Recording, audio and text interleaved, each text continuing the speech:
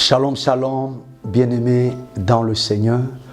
Moi, c'est le pasteur Pambundam Jérémie, leader des églises Nouvelle Génération de l'Éternel des Armées, qui est situé en Afrique centrale et en particulier au Cameroun. Et nous sommes basés à Yaoundé, la cité capitale. Bien-aimés et bienvenue à l'émission La Sémence. Et nous profitons de cette plateforme d'édification, de partage d'enseignement, pour éclairer le peuple de Dieu. Alors aujourd'hui, nous allons partager sur le thème « Comment triompher de son passé ». Et dans le premier point que nous allons prendre, qui est la première partie de cette émission, donc nous allons parler de la première partie de notre émission « Comment Satan vous connaît ».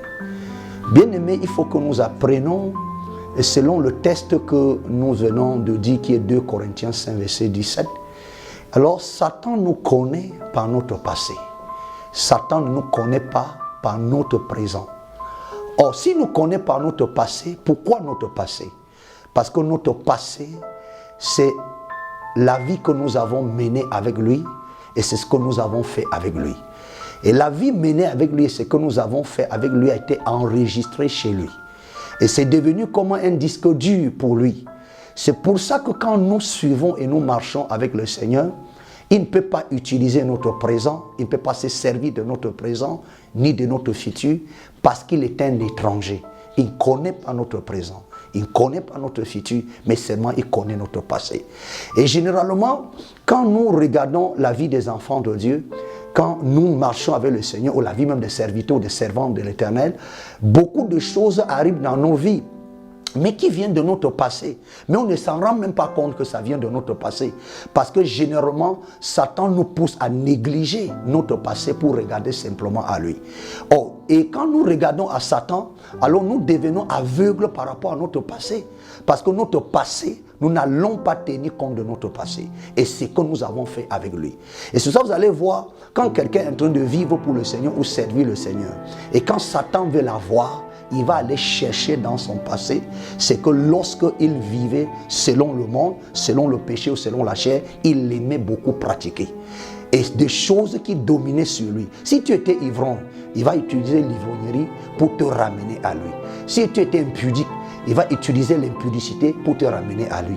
Si tu étais un homme corrompu, il va utiliser la corruption pour te ramener à lui.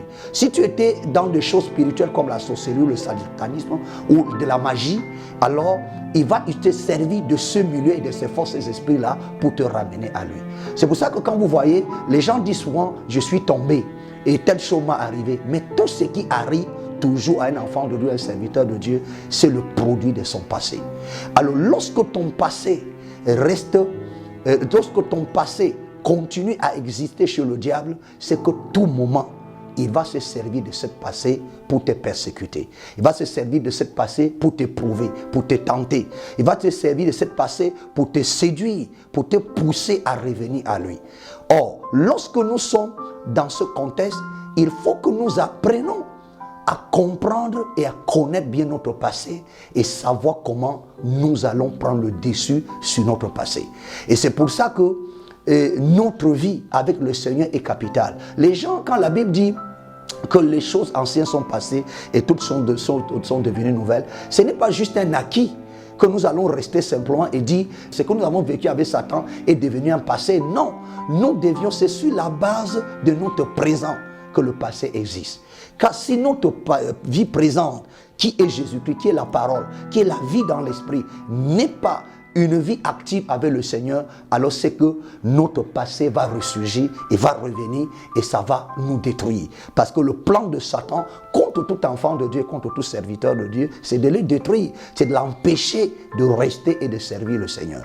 Et c'est pour ça que nous apportons ce message d'éclairage et d'exhortation et même d'enseignement pour éclairer l'esprit et la pensée des bien-aimés, afin que nous comprenions que ce qui triomphe de notre passé, c'est notre présent. Et notre présent, c'est le Seigneur. Notre présent, c'est la parole. Notre présent, c'est notre vie active avec Dieu dans l'esprit, par la foi, au nom de Jésus.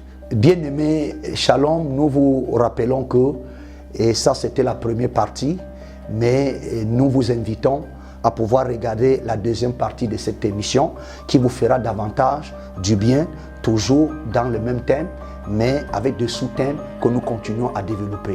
Restez bénis.